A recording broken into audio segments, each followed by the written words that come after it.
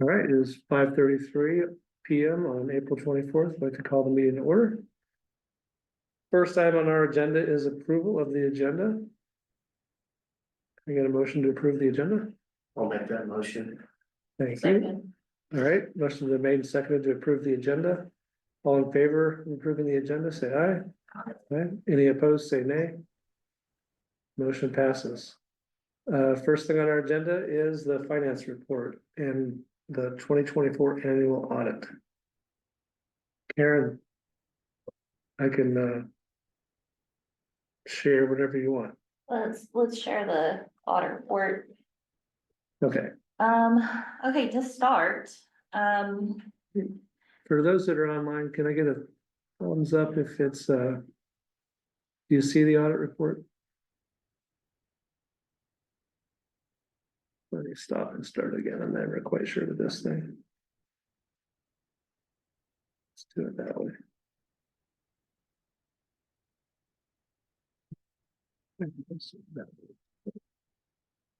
Okay. All right, I think everyone should see it now. Yes. Thank you. okay, so to start, 2024 will be our first year as a component unit of the city of Lawrence. City of Lawrence reports their financial reports on a GAAP basis, GAAP accrual basis, which means that Lawrence Community Shelter transitioned to GAAP accrual basis. So we won't have a comparison on their report to our 2023, but I did look at what we had on our modified cash basis for 2023. It's not gonna be exact, so I'm just gonna talk about it in round figures, 2024 compared to 2023. So let's go to the next page. And the most important thing on this auditor's report page is that second paragraph in opinion. In our opinion, the financial statements referred to above present fairly in all material aspects of the financial position of LCS as of December 31st. And the changes in its net assets and its cash flows for the year and then ended in accordance with accounting principles generally accepted in the United States of America. We did it. Yes, thank goodness too, because I'm done. Audit. I can't wait to be done with this county transition, which we'll talk about a little bit later. This next section talks about responsibilities of management and responsibilities for the auditors. They haven't changed. We're responsible for presenting them with accurate information. They're responsible for reviewing our accurate information, asking questions, and making sure that they can give reasonable assurance as to whether things are free from material misstatement. And so this is a draft. It's a draft because our lovely board members would be the one to approve of this draft. Any changes that need to be made, let me know if you have any questions as we talk about things, and anything that you've seen in here. And then we can tentatively approve them. I can send those changes and request over to our auditors. They can get those put in the final audit report, and then I'll share that all again with you all.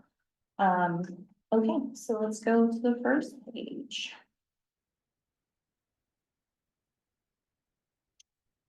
All right. Current assets, cash and cash equivalents, $961,000, which is a vast improvement from last year. Last year, our cash and cash equivalents were sitting at, or 2023, $30,000. The caveat with this is that we got, towards the end of December, the 2024 addendum funding from the city for a pallet project behind the shelter. That was $756,550. So that's all that, pretty much. We did, part of the addendum funding was the mold remediation repairs to Monarch Village that currently exists behind the shelter. And so about $16,000 of that has been spent. So it's the only thing that we need to be aware of is that, like, yes, that looks excellent, but we did receive that nice cash infusion towards the end, due to that city addendum. So that makes it, without that addendum funding, cash not earmarked at $204,633.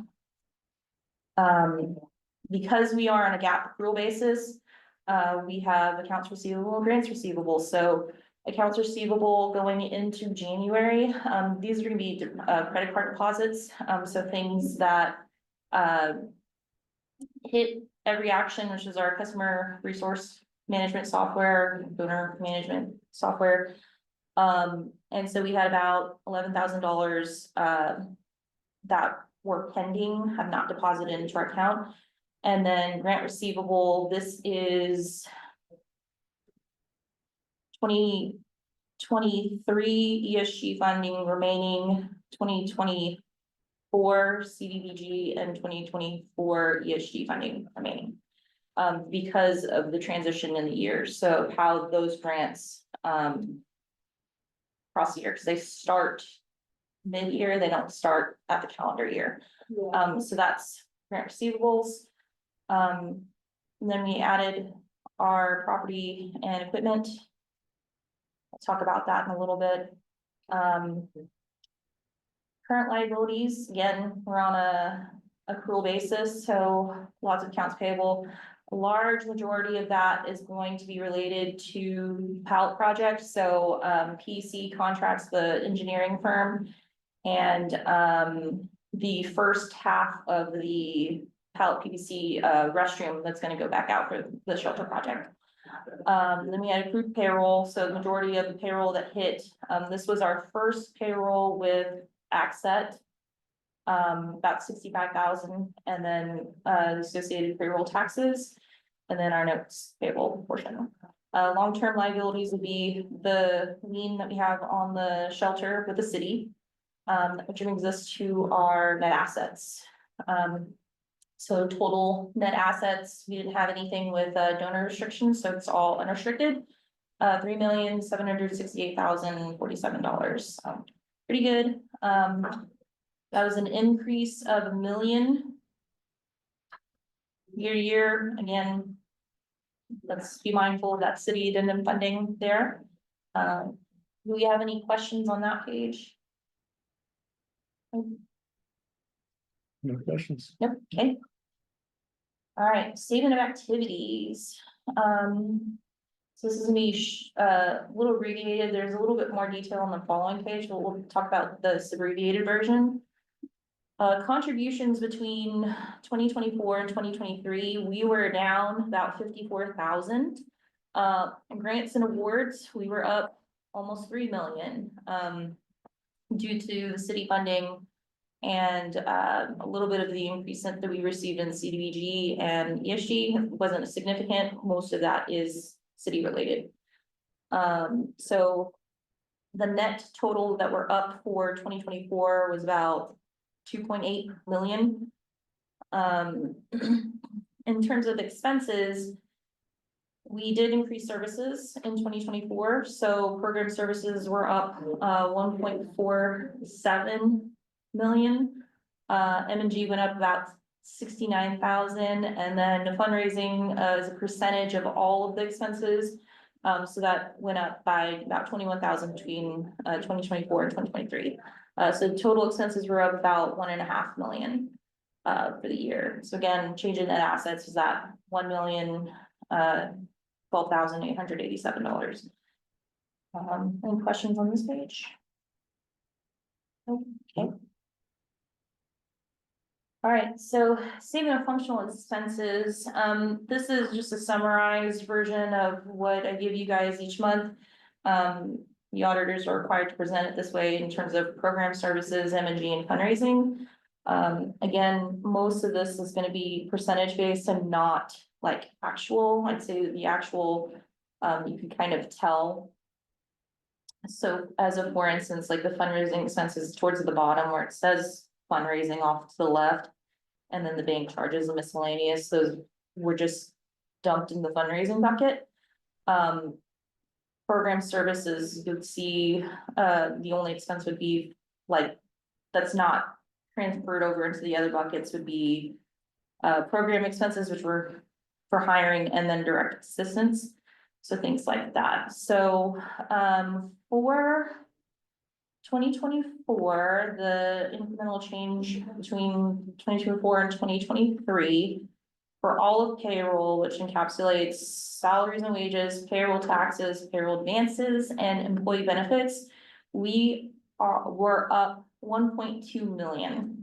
So the increase in services correlated to the increase in manpower that we needed.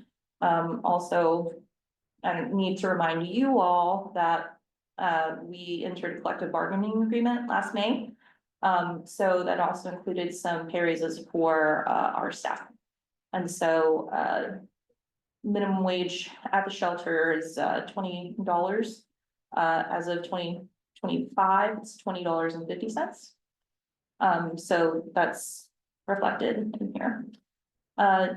Also with the increase in services, director assistance expenses doubled nearly $20,840. Because we were able to provide more rapid rehousing assistance, and just general case management services in general, so, excellent. Somehow our hiring expenses were down.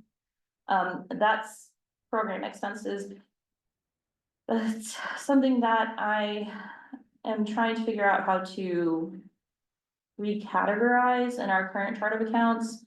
Because it is called program expenses, but everything that's in there is based on hiring. So like our Indeed ads and our background checks, they're all dumped into that account. Somehow we're $3,000 down, even though we hired a lot more people last year. But that's also reflective of the turnover too. We had high turnover in 2023. Still kind of feeling a little bit of that effect in the beginning of 2024, but not too bad, because of the collective bargaining that was occurring. Again, increase in insurance, about 26,000. Professional services was way up, about 46,000. Part of that was when I was contractor for you guys, now I'm employed. Utilities was up about 33,000. Program supplies way up from 2023. And total program supplies that we had for 2023 was 30,714. So does this include food or groceries? Yes. So overall, we were up about 142,000. So groceries, general supplies like blankets, earplugs, food containers for making sure that meals got over to the village and for people having sack lunches, not just sack lunches, but just in general. We didn't have the materials at the village, like chafing trays, until there was more, I want to say continuity, but the community building was shored up, I should say. It was then appropriate to have like a refrigerator in there and like a warming heating center for food to be there. So there were a lot of supplies that needed to be purchased in order to be able to take meals out there for breakfast, lunch, and dinner. So in general, just making sure that we have the supplies that we need, and then also making sure that we have the inventory of supplies we need so that we weren't just reactive. I remember beginning of last year, nobody really knew what we had on hand. Things were just coming in. We didn't really know where anything was. But that's changed, which is excellent. And we have someone that's keeping an eye on inventory levels, keeping an eye on things that we need. I know recently we bought a whole bunch of things for PPE. We've got a PPE station right outside my office. So just ensuring that the shelter and the village had the supplies that they need in order to ensure operations were running. Office supplies are also up about 11,500. I've said this several times before, case managers were purchasing their own supplies, so, we've now made sure that they have the supplies that they need in order to do case management more effectively. Repairs and maintenance up about 60,000 between 2024 and 2023. Again, just getting things fixed that needed fixed that hadn't been fixed in a really long time, and just making sure that things are working the way they need to be working. And then depreciation was up about 14,000. That's mostly due to a lot of the improvements that we've made and the accumulated depreciation throughout the year on those improvements. Everything else kind of unremarkable, I guess I should say. They're about even for the last year to this to 2024. Does anybody have any questions on this page? Nope. Jokes. Next page is statement of cash flows. This will have more detail. Again, depreciation, 175,000 for the year. And then it shows you an increase or a decrease, in accounts payable, accounts receivable, and all of that. So the net of all of those operating activities, our investing activities, so the purchase of fixed assets, we did about 168,000 for the year. And then construction process would be the, again, the engineering contract and the pallet PVC bathroom that we had invoices for at the end of the year. We don't want to put that on our fixed asset list just yet because they're not in service. Our pallet shelter's not in service, but we want to reflect that. We did pay for it.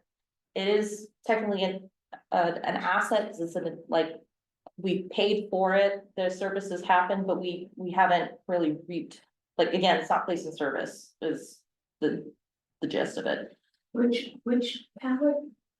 Pallet 24 in the back, so the engineering contracts for that. The palette. Yeah. I'm going, wait, we The- should already have a bathroom at the village. Yeah. Palette village. No, the pallet 24 bathroom is what we're paying for, and it was a 50% deposit on that. We just made the other 50% deposit, or like completed it last week. We'll talk about that.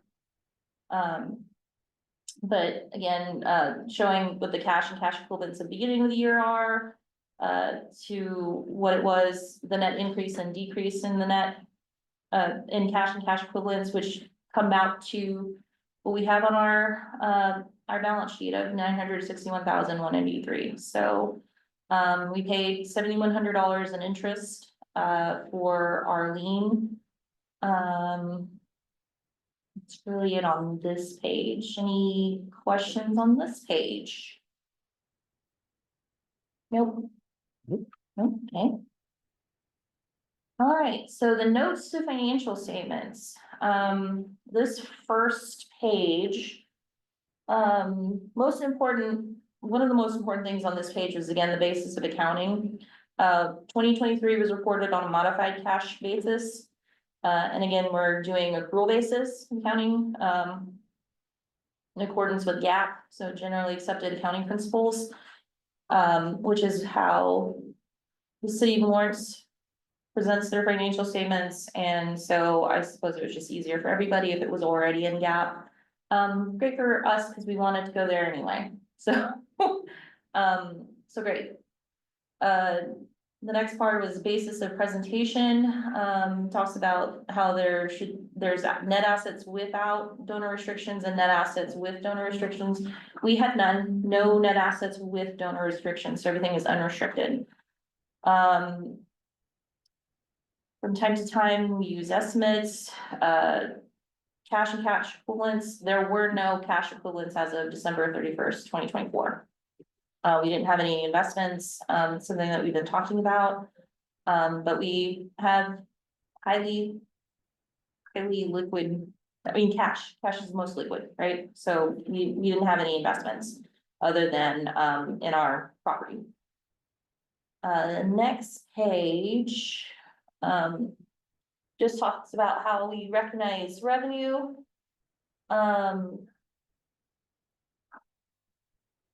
When contributions are received, as net assets with or without donor restrictions. And when it expires, we didn't have any with donor restrictions. And that certain grants might have imposed restrictions. Property and equipment, generally our building, depreciable life of building is 40 years. There's some, property improvements that are also at 40 years, but then sometimes that also falls into the furniture and office equipment timeframe of 7 or 15 years. I'm working on getting our fixed asset schedule into 0 so that we have that. I'll talk about that in a second too. When we talk about 2025 things. And then functional expenses. So functional expenses, again, go back to what we talked about with the program expenses, G&A, fundraising. So just how those are allocated out.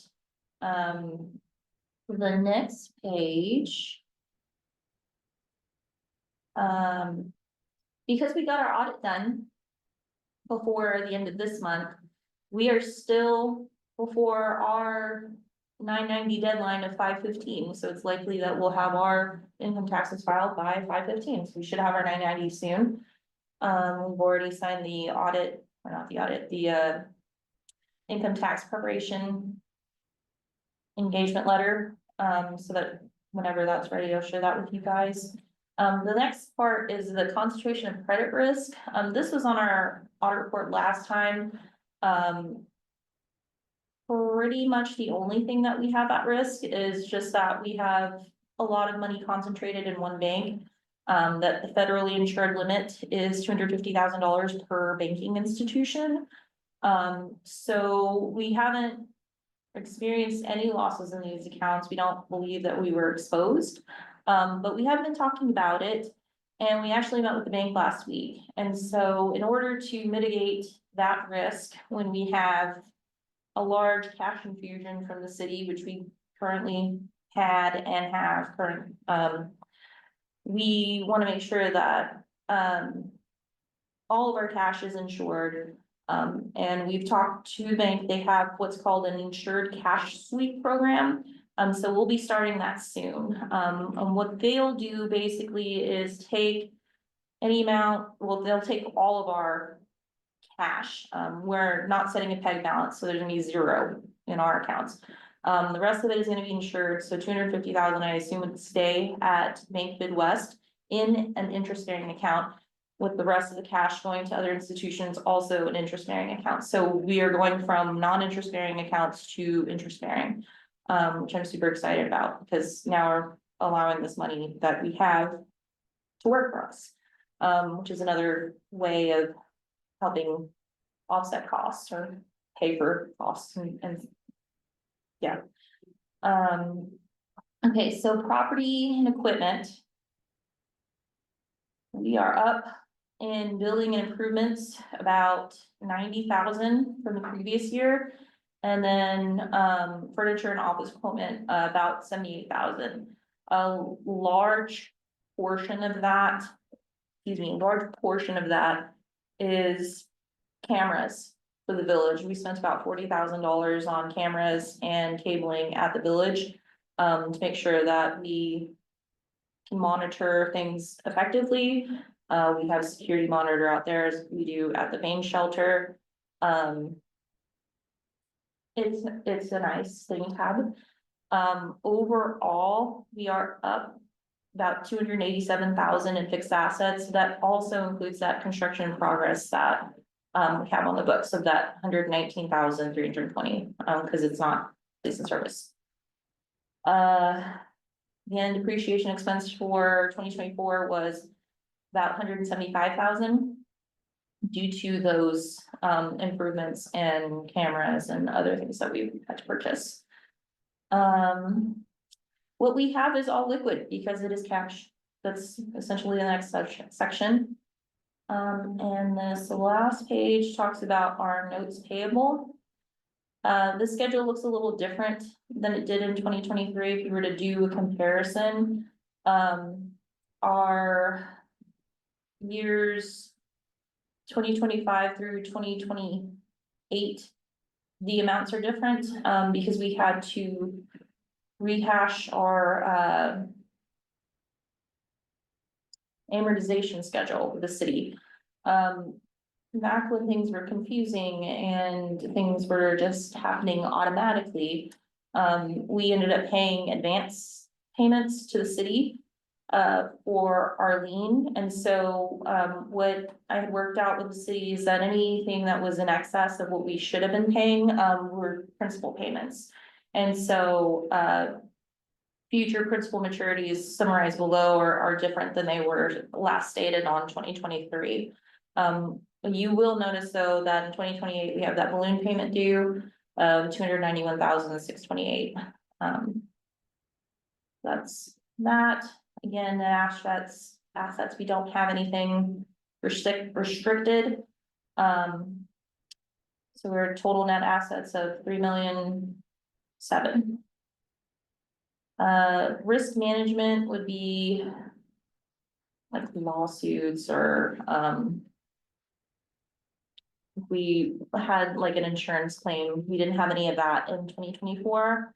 And then no subsequent events following that period. So between 1/1 and last Thursday, essentially, this is when this draft came out, no subsequent events that could have affected these statements or needed to be stated on these statements were found to require disclosure. So that is the end of this 2024 audit. Do you have any questions on this?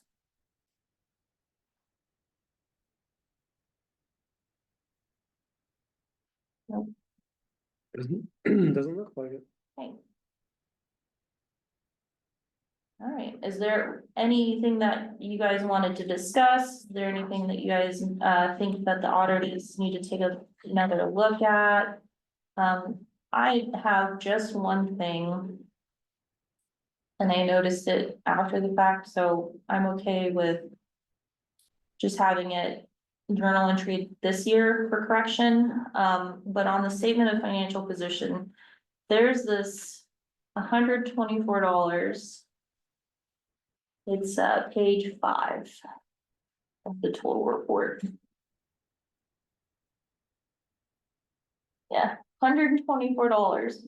That has been there on every single financial statement, but financial audit. No, I don't know what that is. So I don't believe it's current anymore if it's been there since at least 2021.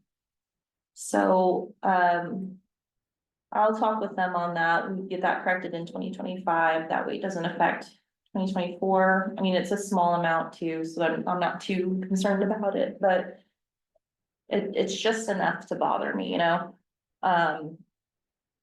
So that's the only thing that I found. Like I said, I don't wanna have them change anything for this. A big part of that reason is I told the city that I didn't think that anything would change as far as numbers go on here, because I feel confident about that other than this pesky 124. And so that allows them their auditors to incorporate our financial statements within theirs. So that's the only thing for me. So you're not wanting to correct that? Not for 2024. I'll just have them corrected in 2025. Mhm. It's so minor, but it's just like Splinter, you know? Mhm. It doesn't hurt, but it bothers you and you want to get rid of it because you're not aware of it, or like a paper cut when you use hand sanitizer. That's kind of I see it, probably not that extreme, but for me, it's like, I don't know what that is, and I can't find any evidence of what that was in the first place. Cause it's been there for years, so it's definitely not current. All right. I'm taking the liberty to draft a motion if someone would want to offer it. Yeah, I'll offer that.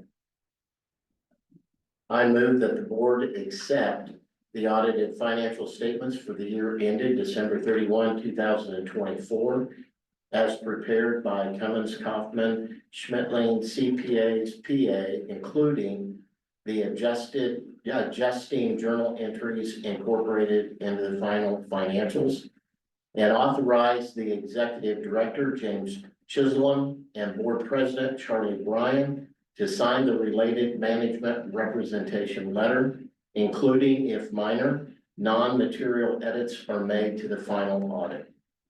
All right, thank you. Is there a second to the motion? I'll second. All right, thank you. If there's no discussion, all in favor, say aye. I Aye. Aye. Any say nay? Motion passes. Thank you. Thank you. Thank you, Karen, for all your work. Thank you, it was all. go find that $124. Yeah. It sounds like we owe someone $124. Liability. It's an open meeting. If we owe you $124, call Karen. Yeah. All right, Karen, do you want to move on with the Yeah, we can, prepare the draft financial statements? I don't know if you just want to talk about it or yeah, we can talk Right. about it, these are just draft. Was They're- kind of the point. their draft, because there's still some cleaning up that I need to do. Chuck pointed out that I didn't have depreciation in here, and I was like, yep, there sure isn't depreciation, there is there. And so this week I went and got the depreciation schedule from Cummins Kaufman and Schmittling. And I'm in the process of incorporating that into Zero, our new accounting platform.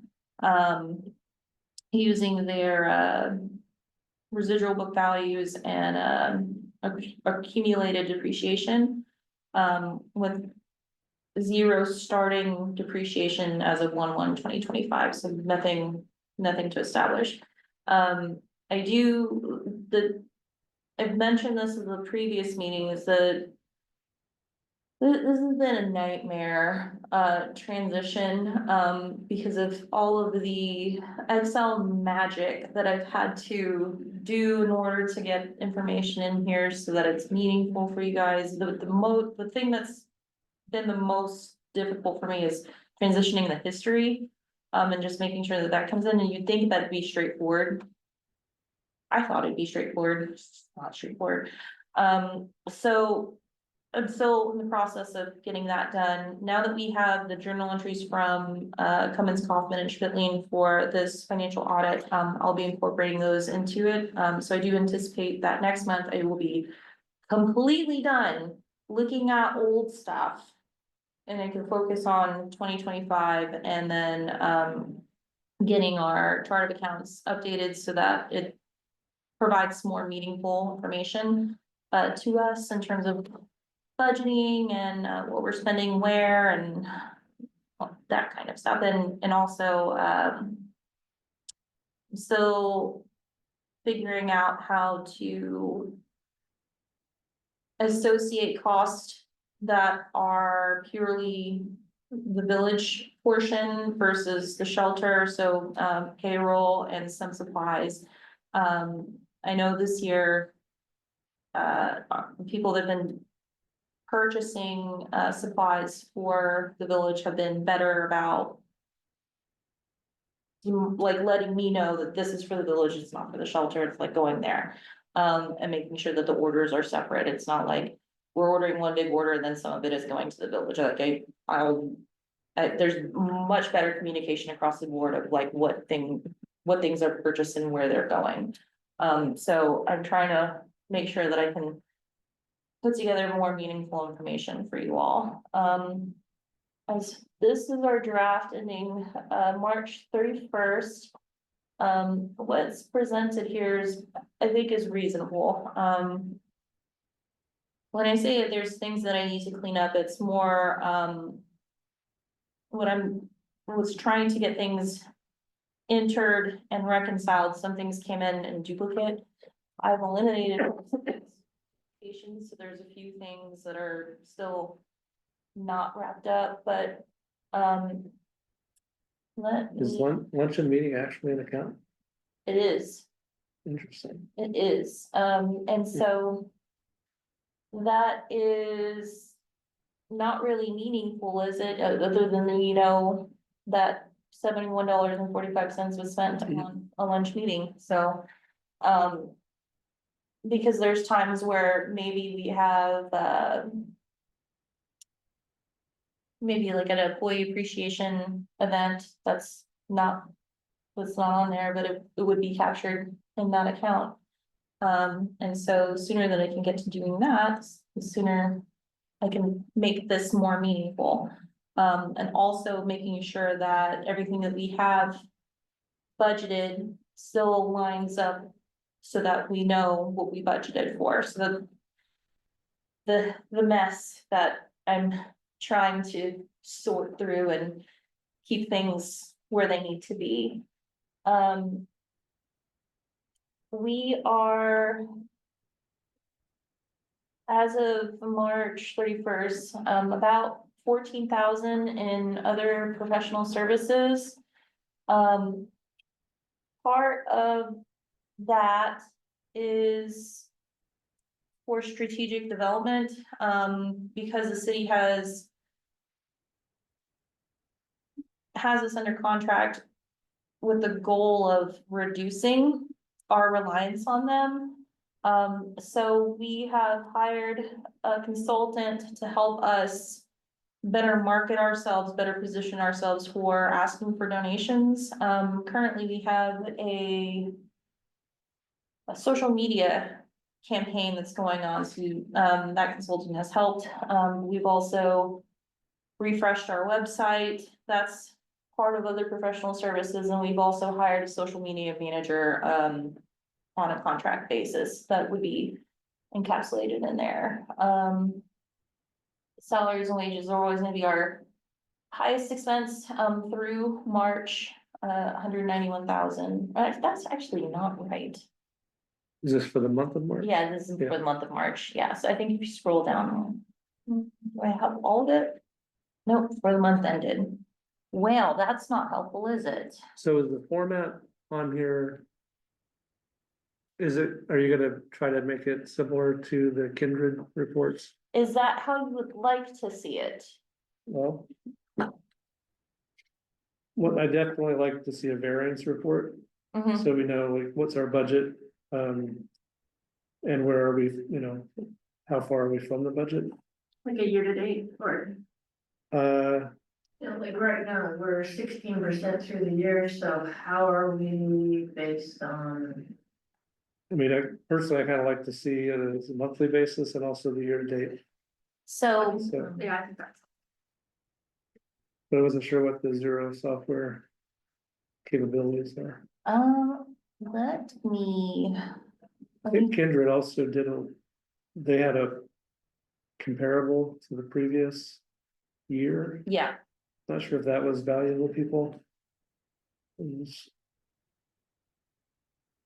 that, Maybe from this year, moving forward, I mean, obviously, Yeah, this in many respects, this year kind of represents a new baseline, baseline, yeah, for lack of a better term, and all of the changes that were made throughout the year are now in place. The Powell Village behind is gonna become part of the reality. We have twice as many employees as we had before. We're doing twice as many things as we're doing before. Mhm. To me, a comparison between 24 and 23 is not all that significant because of the differences mhm, operationally between those 2 years.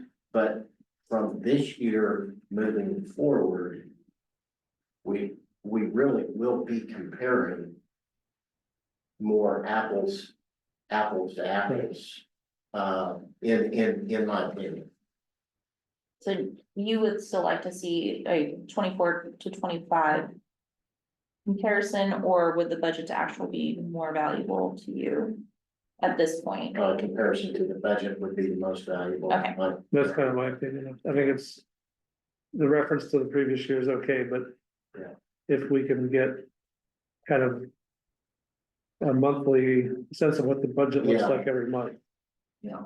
then you can see how it compares to that.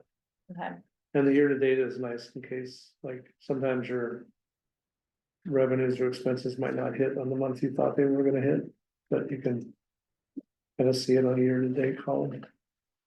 yes, I do have actuals versus budget in zero, and so that is something that I can share on future reports.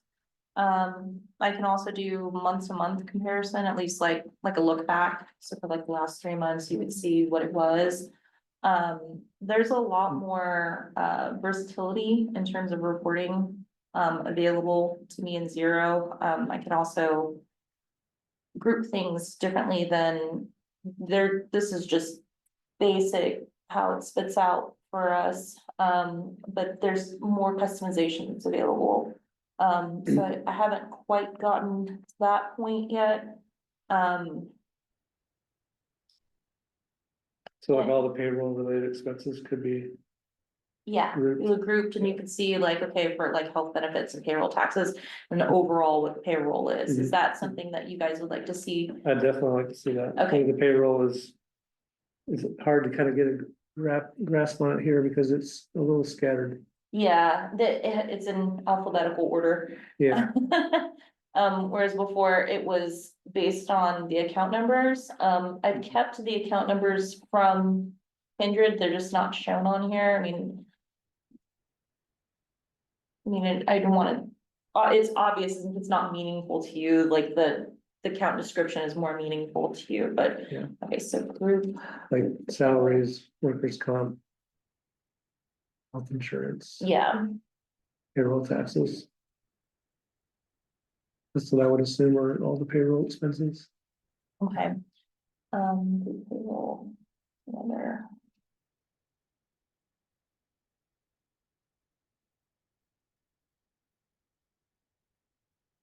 This account called luncheon meeting is just an odd one for me. I don't know, it just seems like a pretty narrow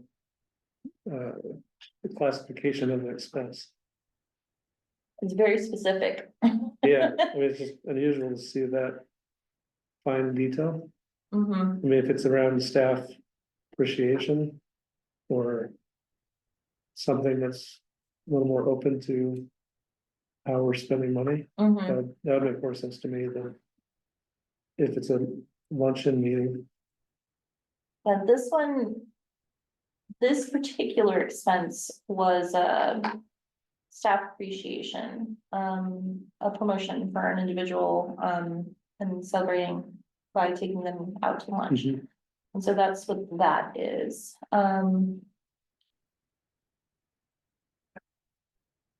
So 8.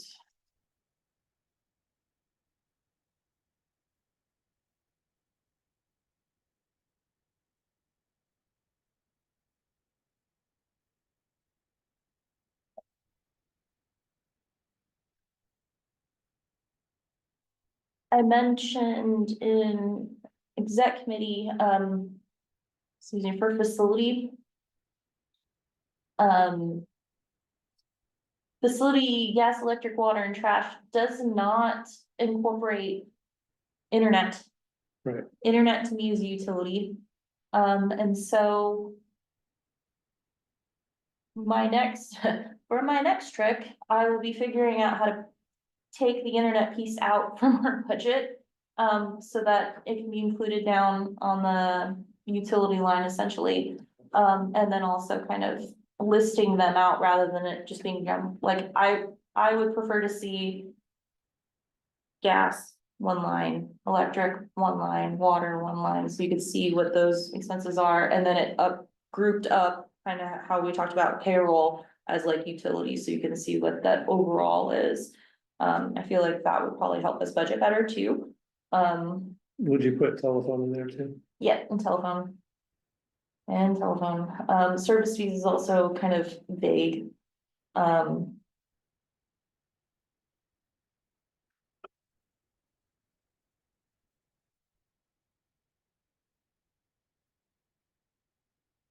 Where do you put stuff like,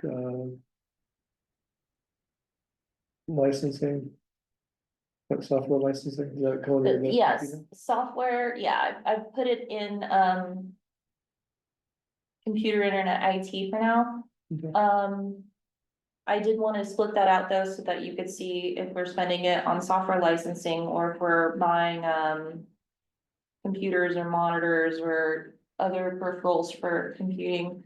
Put that in there, as well as separating out, like IT services that we get from M Cubed. And then that'll be significant too this year because, as I mentioned, like, when I came in, I mentioned that we were going to be completing our Microsoft Office 365 migration next week, which I'm super excited about. Is I haven't lamented lately how much I hate Google Workspace. Yeah, there are people that just love Google. Mhm. I don't know, that's gonna be. I love Google as a transition. search engine, and I love some of the things that Google does. I do not like Google as a software, and perhaps I'm just old now, and I've only ever learned Microsoft Office when I was in school, so. Google Workspace wasn't around when I was going in undergrad. So I didn't get the opportunity to learn how to use it. There are similarities, but I'd say my biggest frustration with Google Workspace has to be Google Drive. Like in SharePoint, I can see what folders are available. They may not be available to me, but I can see that they're there, right? In Google Workspace, it's just non-existent. If it is existent, I don't know how to make that happen, and I don't have the time to learn because you guys have been waiting for these financial statements for how long? So I really just don't need I don't need to learn a new thing, and I think a lot of our other staff that are also accustomed to Microsoft also don't have time to learn a new thing. Now that I'm willing, I just don't have time, so. Anyway, that would be important to put the Microsoft migration on there, as like a significant, point. We won't be having a migration in the following year, but, I could put on there, like, for our Microsoft licensing, this is what it is. If, God forbid, we wanted to go back to Google Workspace to save money, which I would be willing to make sure that doesn't happen, so. Direct assistance things, I would like to parse that out a little bit more too, to help it be more meaningful, like.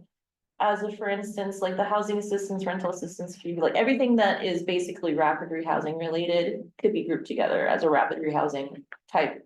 And that would be more demonstrating the services that we're providing. Also helpful for me when I'm reconciling for ESG grant drawdowns. Because then it would all be there, everything that I needed, and go, yep, that's what we spent, or that's what I need to draw down for whatever month we need to draw down on, and then that would tie back up to the ESG revenue line. So that would just be super nice to have, and it can make that happen, which is also fabulous, so.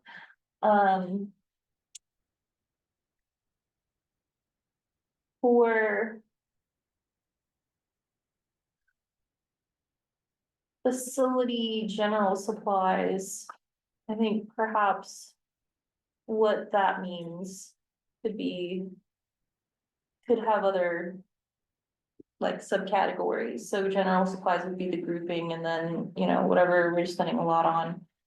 It could be related to, perhaps furniture that we're buying for the shelter that's guest related, that could go in there, that's under the $2,500 de minimis. Amount.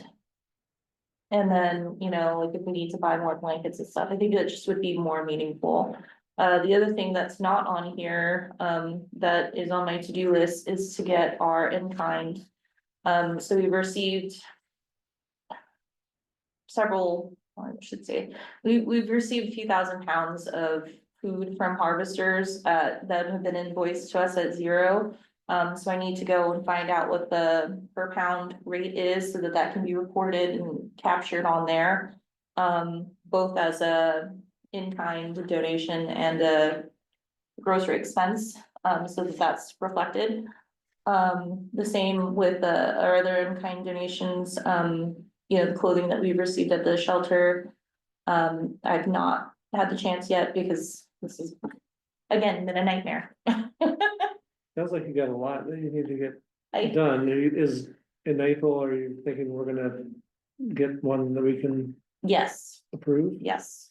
Okay, So last month I was very optimistic about getting you guys something that would be meaningful. For April month and presenting in May, I'm positive now because the way that year-to-date reconciliations has been really nice. So it's just getting out those extra things that shouldn't be in the recon. And I'm super nitpicky about it, that I want to go through line by line to make sure that everything there should be there and everything that shouldn't be there, even though the whole idea of reconciling is that you don't have to do that because this is our first time and I want to make sure that it's right. I want to do that. I like to torture myself, I guess. So yeah, providing the financial statements in something that's meaningful, more meaningful than they currently are, I think is absolutely doable. If you asked me last month, I don't think I would say, I think I could do it. I think I can. all right. Is there anything else you wanted to discuss under the financial report tonight? Just that, we talked about the migration, I mentioned that we had our final half of the pallet 24 restroom paid for, by wire transfer last week.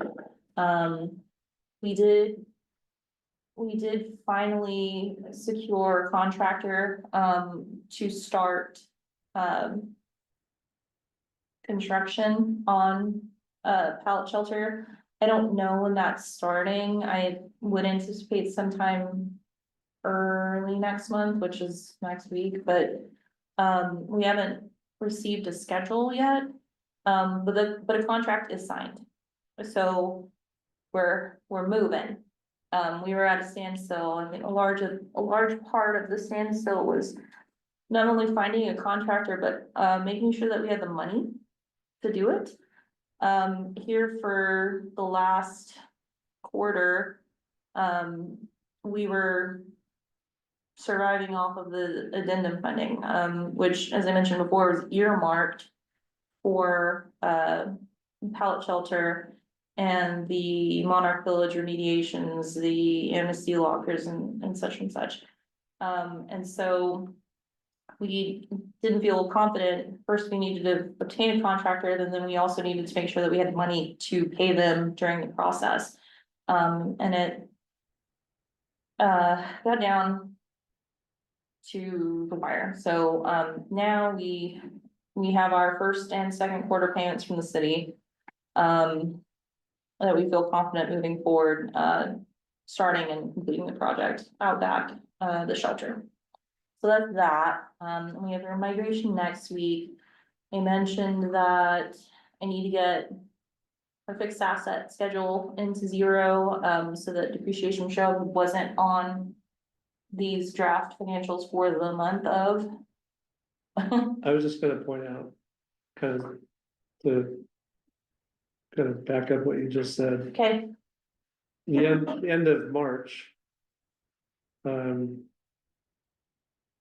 yeah, There wasn't much in the bank account. Because it just took it took quite a while for the city's process to play out.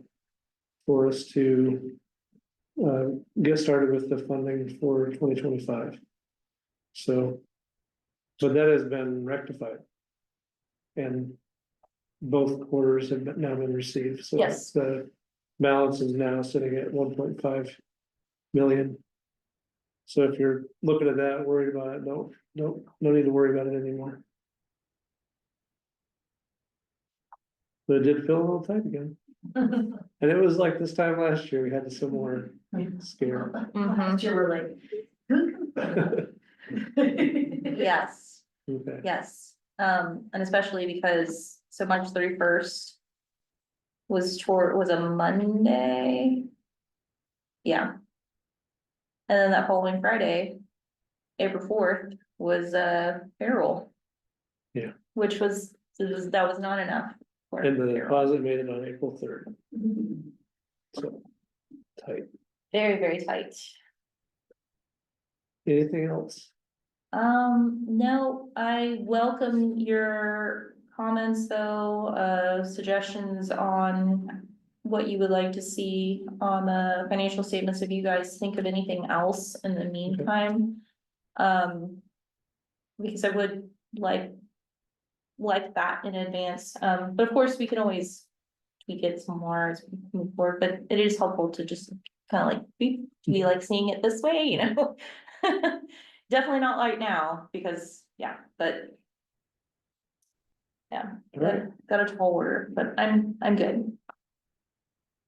Next item is the executive director report. James is not able to join us tonight, so I don't think he didn't send anything or Karen, he didn't give you anything to share with us. Okay, Other than we've approved a contractor. yeah, I was gonna mention that, but you already got me there, so. Yeah. I think we've been kind of held up on the pallet project behind the building because of not having a contractor, and that is resolved now. For the executive committee report, I can't recall exactly the last meeting, if at that point we had announced that we now have officially got approval on the line of credit from the bank. The paperwork hasn't been completed, but the Rob had notified us that he's secured approval. The line of credit will be $150,000. So once that paperwork gets done, this will give us, greater protection in the event that we do have a lull with the process of securing our revenues in a timely fashion. It should be enough for at least one payroll. And that's all I have for the exec committee report. Anything from the advisory committee? I think that's Christina only, or you want it too? Kind of. Kind of, okay. Yeah. Any update on that? Okay, I don't have anything to report there. how about for operations committee? That's also back to you. Yeah. Nothing there, okay. All right, I don't think we need to have a lot of time on this, but so one of the things that James has mentioned a little bit about is he's working on the requirement in the city's contract is that we have a sustainability plan with the idea that I think the goal is not so much that we figure out how to cut costs, it's more about how do we increase our revenue outside of the city and county contracts. So basically, how do we do more fundraising or donor development? And so, like Karen said, they've hired a contractor to help with that process, but one of the key questions is what's the role of the board? And so they've drafted a survey and James sent it over to me, basically to ask for some feedback, and I said, well, we have a meeting coming up in a few days, so let me just throw it out there. If we have time, then we can maybe have some discussion. And then I can give him some feedback on the survey. Once that survey is completed, basically he's gonna email it to all of us to, answer. And then, that'll give the, I don't know what you call it, the committee, the Our Strategic- strategic development team. strategic development team, will then have some data from each of us on our thoughts on the board's, involvement in fundraising. So I just thought, as a discussion prompt, what does meaningful board engagement in advancing our long-term financial sustainability look like? And how can each of us contribute to growing philanthropic and community support? I have a question. Yeah. So there's a consultant that's working with the strategic development team. I mean, is this something, could they present to us in a future board meeting? I assume that's part of the process. What they're trying to do is gather some sense from us, what we think our role could be, should be, might be. So really, that survey is intended to capture that, but I said, I don't wanna just unilaterally say, oh, this question sounds great. So I thought, let's just have some open dialogue. I know one thing I've heard from past discussions is there's a little uncertainty that a 7-member board is adequate to rise to that task. It would help to have a few more people to be able to do, if we're gonna have a role in fundraising. Or we need to be really careful about when we're trying to appoint other board members, that they might have, some experience or skills, or just have that's their thing. And I don't know if we were all appointed for that purpose, but sometimes the boards that get focused on that, they are very careful about who they appoint, because they're trying to. Right, I know we've had good conversations about that too, because it's not very inclusive a lot of times if you're only appointing millionaires, obviously, but I think when we were going through the transition to the new board structure, there was talk of like a subcommittee or a Friends of the Shelter or some Friends of LCS, like. I mean, that seems maybe more like functional and sustainable, just because like there's a lot of work to do with like the business of the shelter versus the fundraising piece, and that's something that we're just, I mean, and I can see that, like, after I leave the board, maybe the fundraising subcommittee is a place to go or something like that. And I think it depends, I mean, can someone tell me the number we have to hit for next year? 10% reduction, is that, About 350,000. yeah. Yeah, 7 of us can. It's all like $50,000. Yeah, 50,000 each. Pony up, no. I think we all have a role. Like, I think if there's a fundraiser, we should all be able to provide, and people who should be invited, we should attend. But like, I know everyone here, everybody has a regular job. And so we aren't a board set up. I mean, there's a lot of boards in town that are what you call get or give boards, where your job is fundraising.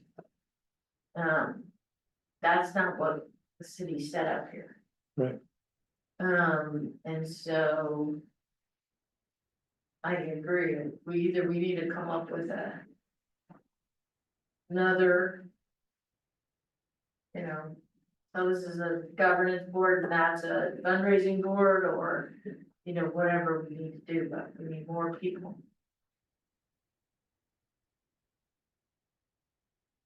I definitely think we need more people. I mean, I think that's the hardest thing, and you go back to when that transition happened, the first proposal the city presented to us was a 5-member board. So it was really focused in on just trying to right the ship. And yeah, that is, so if our expectation is we also need to raise $350,000, like, we gotta probably have some different members or establish this other thing. We're struggling with creating an advisory committee, so I'm a little reluctant to say, Yeah. let's just create a Friends of LCS. And like, it sounds good on paper, but actually making it happen could be. But would the board need to be like responsible for raising that full 350, or would it be like some of that would come from like staff efforts, right? So it's like maybe it's a, it's a 50-50 split between staff efforts and board efforts, or 64, I don't know, I don't know if it makes sense, but I think, I think the plan is for the staff to have some fundraisers and stuff too, so. Well, I guess in my head, it would not be like two different teams, it'd be, one team, and our role is appropriately defined. Like Shannon said, everybody has a full-time job. So personally, I'd like to see a full-time fundraiser with the, shelter hires. And like legitimately hire a professional fundraiser. And that, their job is to figure out how to raise $400,000, $500,000, like grow the donor base. I'm more interested in how does that donor base grow rather than how many events can we create. Honestly, I think one event a year would make sense, like commit us to something that feels like your traditional, annual gala. Yeah. I mean, it's old school fundraising, but it's just like, you do this thing, everybody buys a ticket, it costs whatever the dollar amount is, and you're expecting to raise a certain amount of money because you're gonna sell the tickets, and then the board is responsible for selling tickets and sending invitations out. Or at least giving the names that people should be, staff can send them to. And then we make calls and like get people to show up. Like that feels like a traditional commitment that I would I agree imagine with that that. we could probably commit to that because it's mostly about bringing people to that event. The thing that I feel like has always been a little bit of a miss is we have donors that continuously donate. And I don't hear much about like who they are and how we might get to understand why they're generous. And like, what's their motivation? Yeah. And I know when I first got on this board, that was, Melanie had raised the question to the old board. She said she's having a hard time asking people to donate when the old board wasn't all donating. She called it 100% giving board. But it wasn't. And I was like, my first meeting, I believe, and I just said, well, I'm hearing you say that we're not all donating. Is that what you're asking us to all do? And she said, yes. And so to me, that was well, everybody should be able to donate something. And so, I don't know how we're doing now as a board, but she presented that as a request, I guess, to the old board. And I think, I mean, it was the old board only for a couple months before it became this board, but I thought everybody had said, sure, we'll do something, even if it was just a little bit. Can I answer that? Yeah, Because I checked. oh, you did, okay. Yeah. Well, it was just one thing, she Yeah. said it's hard for her to make those asks of others because she'll get asked the question, is your board 100% giving? And she can't say, she wasn't able to say yes at the Yeah. time. So previously it was 7 of 7. So 100% giving. Currently, I believe it's 6 of 7. Okay. Well, then, I mean, I think that's a good sign. That is pretty good still, And I mean, that's, compared to previously. Mhm. I will say that, last year when we were talking about financial policies and procedures, we had talked about the fundraising piece also. And so ultimately, to your, ask about having a consultant present, His stance is letting us drive. So we're kind of like, where do we wanna go? You know, what kinds of ideas can we generate? And so, a lot of the conversations that we've had have been about, basically what you all are willing to do, because we do understand that you have jobs too. And that is a big ask. For the first year, it's $350,000. For the second year, it's $850,000. So that's a really, really big ask. We need somebody who that's their job. Yeah, Yeah, yeah, I mean, I don't, and that's. this is not tea and chocolate territory. mm-mm. So, and I'm not even aware of tea and chocolate stuff. I inherited Lacey's office.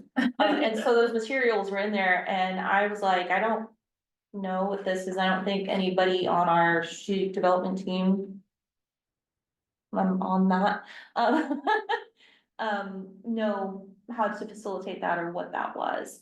However, I can say in terms of what we're planning, we do have one thing that we're kind of working on. I don't want to mention it too much, but just that we are kind of working on. So one thing. So if there's another thing that the board would be interested in assisting with, I know Megan's turned out there several times, a golf tournament, you know, is that something? Yeah, it's like, definitely not.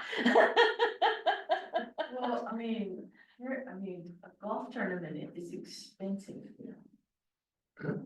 That's an expensive event.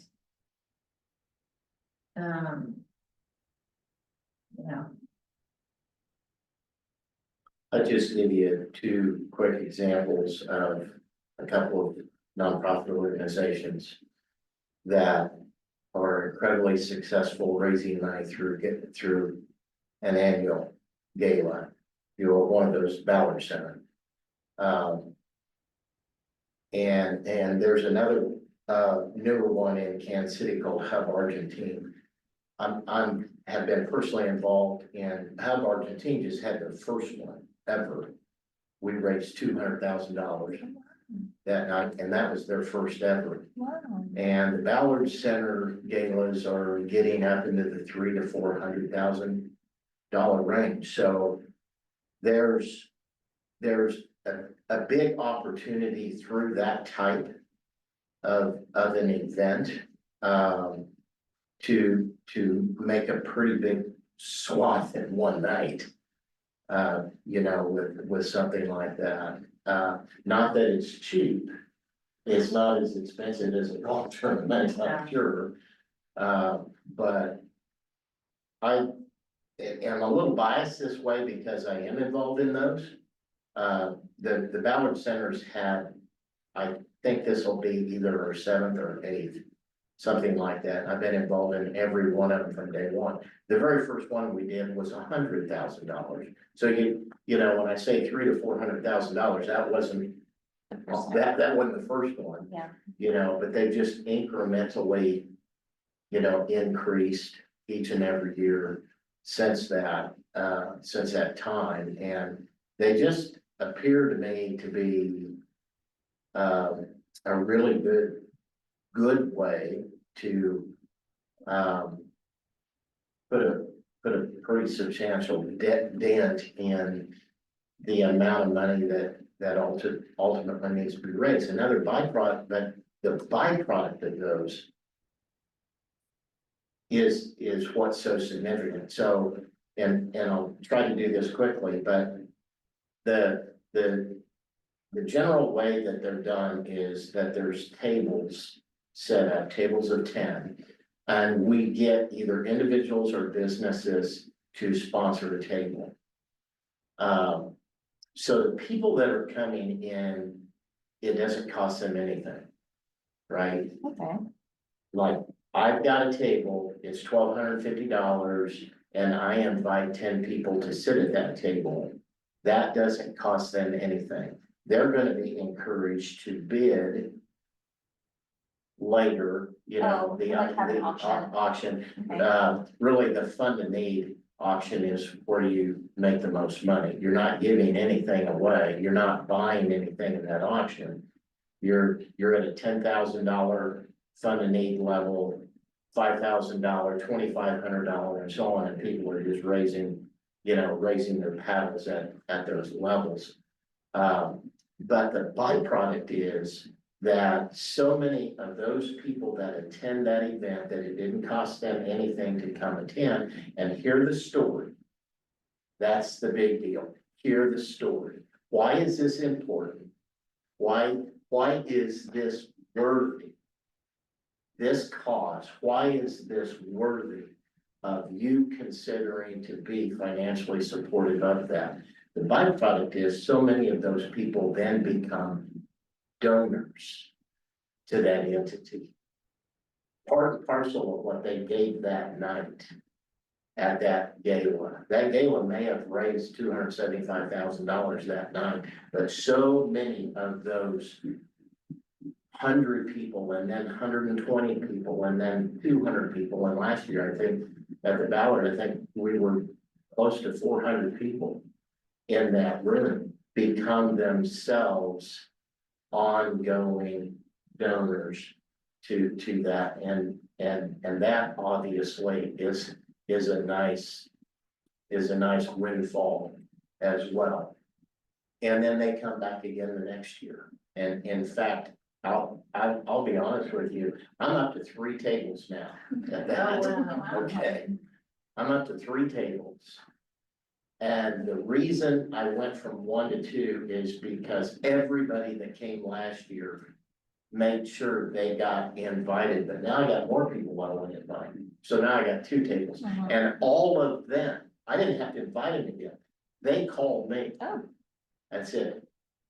You're inviting me, right? To this thing, and then that becomes 3. So, and this is how that enthusiasm grows for that. But the number of people that then do very special things for that entity financially, part and parcel of that gala event, are just amazing, because they've bought into why this is so important in our community, right? So your messaging that night, if this is something we would elect to do, the messaging is so important. I mean, it's got to be real, it's got to be true, but it's also got to be so impactful that not only that night do they give, but so many people walk away from that event saying, what else can I do? What else can I do? I've got examples of people, family gives $100,000 a year. Wow. Yeah, One family. well, and here's the other thing, is there were a lot of recurrent events that stopped in COVID and haven't restarted. And one of the big things that you have to think about is, where does this fit in the fundraising calendar? Right, you cannot be anywhere close to LMH, Heart of Gold, Yeah. right? You can't be close to the ballots. You can't be close to the ballots. I mean, one thing, I mean, the Boys and Girls Club had a massive Mardi Gras deal, which they have not done since. So there, in some ways, we need to get on the calendar, we need to get a plan. Because the other thing that we know is that the community, we're starting to look at a family shelter. We do not want to have to compete, we need to get in now and get a base. Yeah. Because, people get donor fatigue, and it's like, you give to this and you give to that, and you're like, these are the only ones I'm doing, like, I just pick the one, that kind of thing. So it's a really good time, but we need to kind of look at that calendar. You cannot do the Cottonwood, like Cottonwood's another big fundraiser where they have events. And so you kind of gotta make sure you know the calendar. And we should be picking it now and planning and sending out, save the dates and we spend the better part of probably 6 months. Yeah. Planning the ballot meeting, Yeah, honestly. yeah, Now, once you've had one, that planning becomes infinitely easier, but that first one, there's a lot of planning that needs to go into that. Yeah. A ton of planning needs to go into it, right? Boy, they're valuable. Yeah. And not just that night, I really want to emphasize that there are just so many people that walk away from those events, go, what else can I do? I mean, we've gotten just volunteers in kind. People saying, I really can't write a check every month, but I can come help. right, And what can I do? What can I do to help this? Because you sold me. You convinced me that night that we call that the Changing Lives Gala. Well, that's what this organization does. Right. It changes lives. And that really resonates with this community. A lot, but how many of the right people know yeah, how it is? Lawrence Community Shelter is truly changing, I like to use the term transforming lives. Yeah. I will say to your point, it's not much, but since we've started our social media campaign this month, on the first, I believe. We got our first deposit from PayPal's giving fund coming in, and today I was like, well, it was like $230. And I thought, well, where's that coming from? It came from Facebook. And I mean, we haven't put any donate buttons on our Facebook, but they're able to donate through Facebook if they wanted to. So we had like at least three $50 ones. And I thought, well, that's pretty neat that we've been sharing stories, we've been sharing, what does it mean to be a low barrier shelter, let's interview one of our longest tenured employees and see why she gets up every morning to do it. And those posts have been really successful. I like reading them too, helping put those stories together. But it is nice to kind of get back out there and hear those stories. But we do understand how important it is to get those stories out there. And we're just kind of at a loss of, okay, well, I'm familiar enough with what at least last year's board was willing to do. Knowing that you all have full-time jobs and fundraising isn't the primary thing that you do. But basically, what would be your ideas for us in terms of fundraising? Is it a gala? Is it something else? Is it, I know today a contract was signed for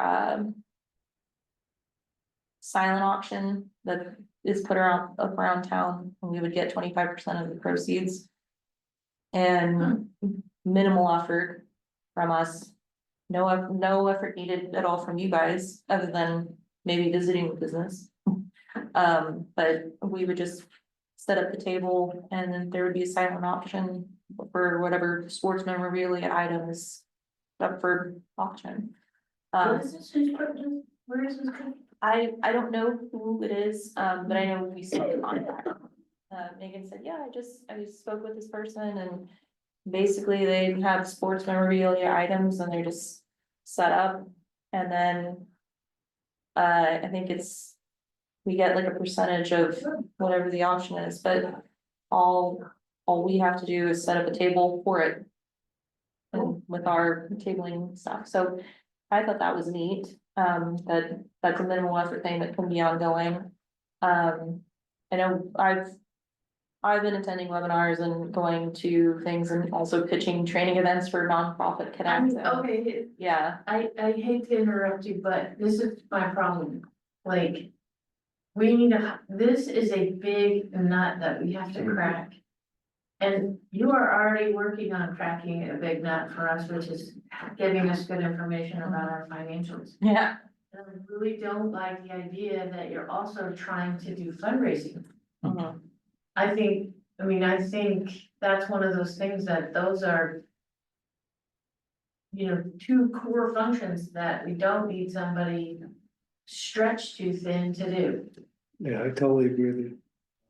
I feel like this is fundamentally like we have to make a decision and ask James to consider it. Like, I'm all for it There's because. no way we're gonna get there without hiring a legitimate professional who understands fundraising. And I am curious with your description of the gala. Who does that work? And how much of their time does it take? What's the Yeah, board's involvement? It's, an internal team, Mhm. that does it. And there's probably 4 people inside the organization that collectively, but they also have other responsibilities inside the organization. So they don't, for instance, Charlie, they don't have an individual who's been hired just to do fundraising. Not that I think that's I think it's a good idea, but they, they don't. I will share, really speaking out of turn here, but the individual there that was primarily almost single-handedly responsible for the planning and the organizing of prior galas, retired from the organization.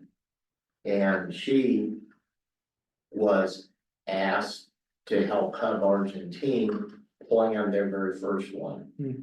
And so she did not require payment for this, but so she came in and assisted that director in planning that event, which is how I got involved with it, by the way.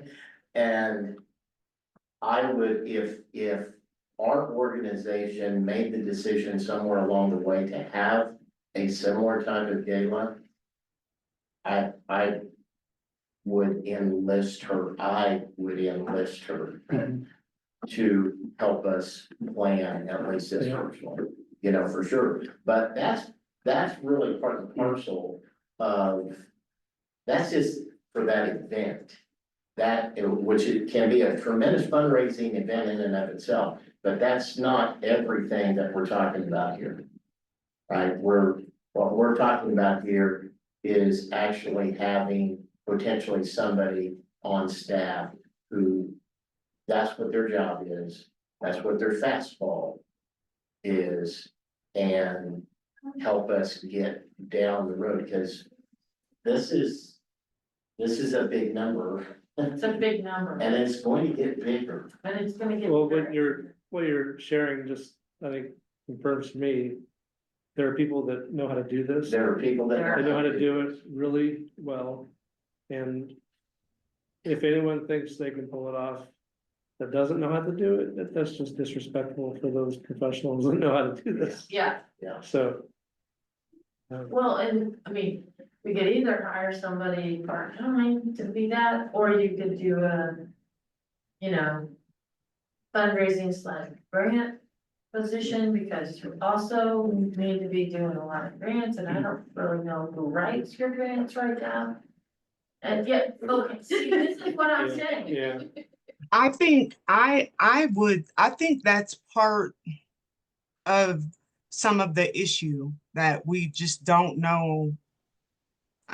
For me, one of the newest members here, and I'd be willing to assist and jump in where we need help with the fundraising, maybe reaching out to some people, or trying to learn, maybe interning. I have some time to give with that, but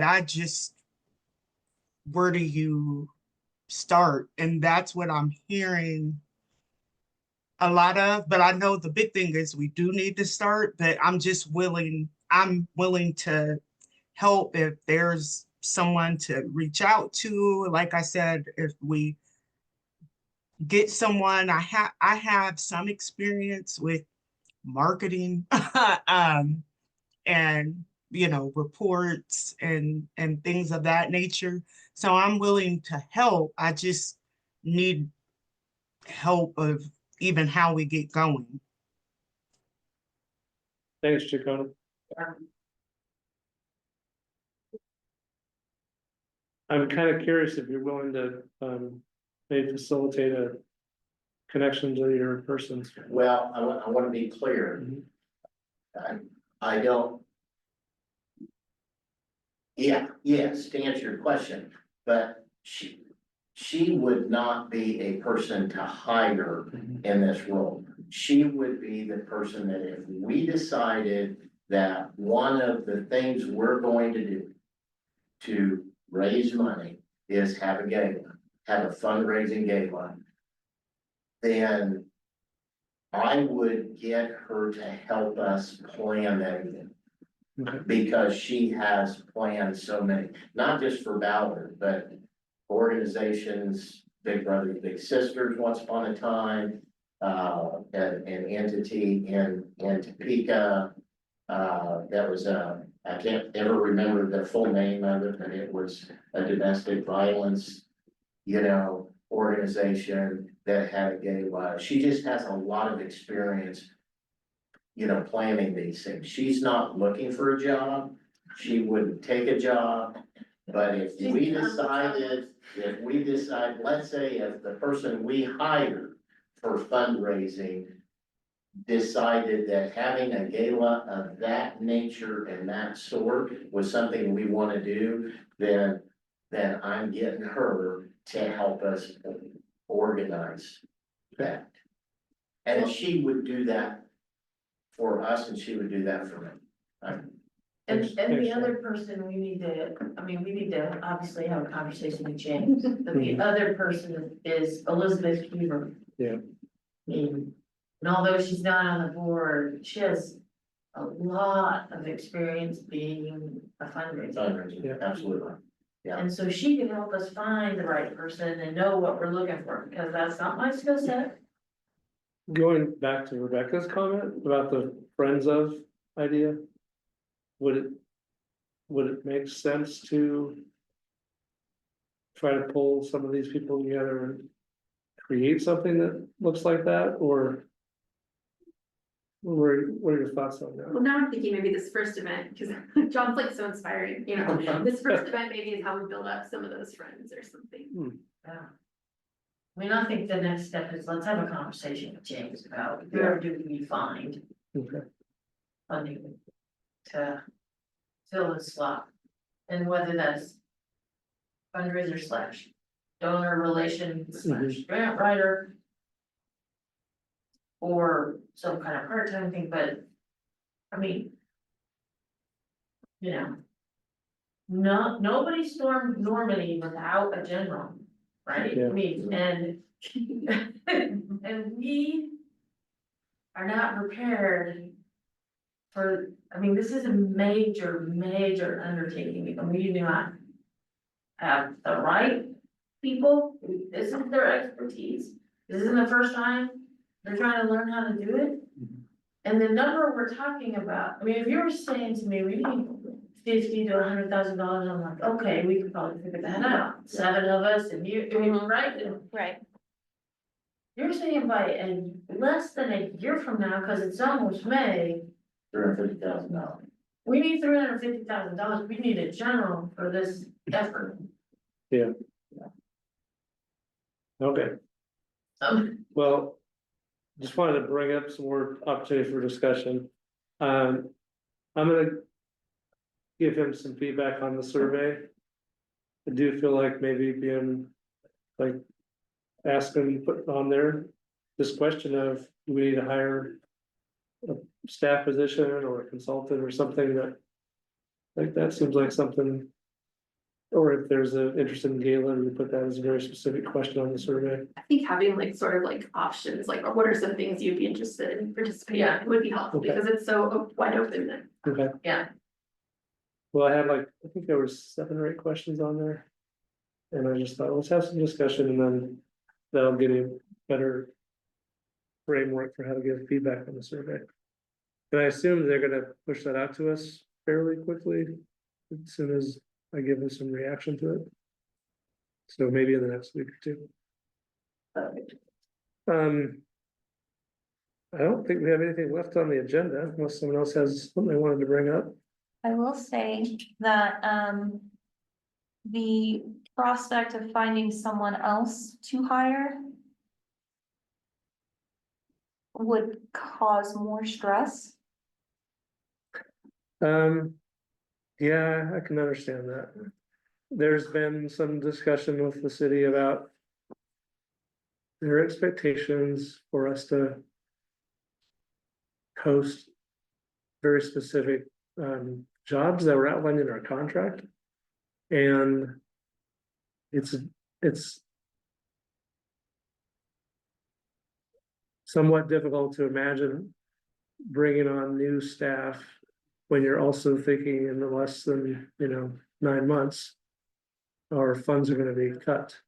So it's Yeah. it's a challenge, like you wanna bring people on that you need. And are the people that you're bringing on, are they the highest priority? Or are you gonna just end up having to, eliminate those positions in 9 months? The positions I'm confused. In the contract, it stipulates 4 positions. I think one of them has been filled for the most part, HMIS, data coordinator. The other ones were case management supervisor. The SOAR case manager, is that one of them, or? No, just the supervisor position. Program coordinator Program coordinator and and, special projects liaison. yeah, One of them is. Yes, yes. Perfect. so I think this is kind of where, to keep everyone happy, we need to be responsive to what the city is asking, and the contract very clearly articulates these positions, Right. and, I think the question is still like, is it literally these positions, or is it possible to say this position does that role? And I think that's where there's a little bit of disagreement right now between James and the city. So. And my reaction in that discussion in the exec committee was, hold on a second, we probably need to hire a fundraiser. So I'm like, cause I'm looking at this, Not a special project. maybe that's a nice idea. Maybe it's It about, is. creating that position that's gonna do fundraising and Your with the city's teacher law. be upset about it because they need us. I mean, the last thing we need to do is be upside down again in a year. Well, and I think the issue is the city really sees that we need to build more capacity, Sure. and I think we're also seeing like we need more capacity, but also in this fundraising capability. And how do we do all of it? To me, one doesn't happen without That's right. the other. Yeah, that's right. Is the Zoom still going? It is. Oh, okay, I just didn't see that. Oh, did it stop? Well, I wasn't sharing my screen anymore, so.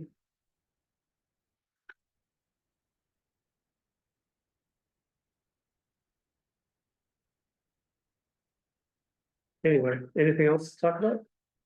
No, this basically, we've been discussing those positions for the last few days, and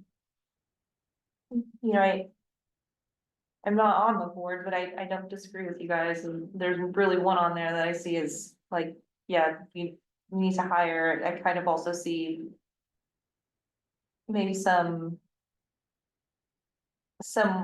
want for more communication between the shelter and the city. I don't know exactly to what extent. It just says as needed, I think, but like that person would be the point of contact. But for the other positions, we're already doing that. They just don't. The staff that are taking care of those things, you know, those aren't their job titles, and so then the question was. Do we need to have them have those job titles, or is it okay for them to just be incorporated in the jobs, and then we just kind of get into the weeds with that, but, we definitely don't disagree, bringing in someone that, like, this is their jam, because, I mean, like, finance and doing accounting, like, that's definitely my jam, and I can write grants, and I was brought on to help write grants, you know, I've assisted writing a couple grants already, but in truth, we are behind on our, grant goal, I guess, particularly for the step-up beds, because we were hoping to get one grant that came through, and they weren't doing anything related to shelter or homelessness, which was really frustrating to find out after putting in all the work for that.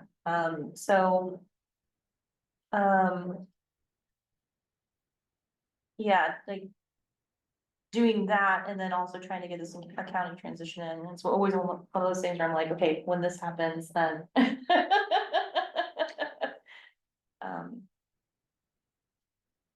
So yeah, Well, unfortunately, my computer's conking out on me. I was gonna just pull up the contract and let you guys look at that. But doesn't look like I'm gonna be able to do it. it does feel like though, it's like you must have these. There seemed to be some sort of expectation that those jobs would be posted. So we need to hire these key personnel, then we're also cutting your legs off at the ankles with their budget, and then we're gonna be going higher up the next year. If those jobs are already being done, I think you can maybe send an email or something and say like, this person is doing this person is doing this, we would like to hire for this position. Well, I think that's kind of been the response, and it's not satisfactory response. Cause the goal that the city sees it as we need to add more capacity, not add more work, current staff. So And that's, yeah, and the way that we're seeing it is like, okay, we can hire more staff, but then at some point. If we don't meet our fundraising goals, then we'll need to cut those staff, so. I mean, I think it's the same way when we're saying, wait a minute, you can't just add another thing. You know, we're recognizing the same need, there needs to be more capacity, Right, so yeah, it's Yeah, tough to do it all. and here's the thing, I've had a lot of funding agreements with the city. They included this because they saw something. Mhm. That they wanted to bring attention to and have fixed. I don't know what that is, I'm not part of those conversations, this is unusual in a grant. I know that. And so whatever that is, that communication needs to be happening. As to what is it that you saw. That that you included this, why? Because that's not a normal thing.